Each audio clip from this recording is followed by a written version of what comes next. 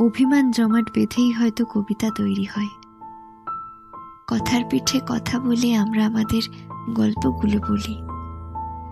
না বলা কথাগুলোই তাই কবিতার জন্য বরাদ্দ।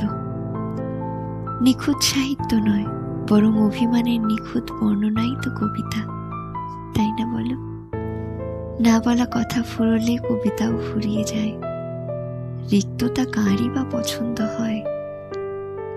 পাশাপাশি শুয়ে থেকে থেকে ট্রাম লাইনগুলোর বয়স বেড়েছে। চাঁদের আলো ওদের উপরে এসে পড়ে চকচক করে। ওরা স্বপ্ন দেখেছে ক্রমে কাছাকাছি সরে এসে একদিন মিলিত হওয়ার।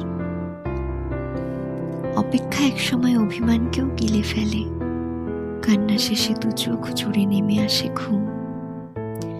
ঠিক যেভাবে একসময় ঘুমিয়ে পড়ে রাতের তারারা। শহরের সব থেকে উঁচু ইমারতের বিলাসবহুল ফ্ল্যাটগুলোর ভেতরে তখন রাত শেষের হাজার সাতকাহন।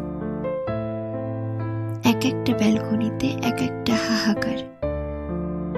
একটির ভেতর ঘরের বিলাসী শয্যায় মা বাবার মাঝে ঘুমন্ত একটি শিশু। ঘুমের ঘোরে আদো আদো ভাবে বলে ওঠে সদ্য শেখা ছড়া, টুইঙ্কল টুইঙ্কল লিটল স্টার। চোখ কচলে তাকায় একটা রাত জাগা পাখি।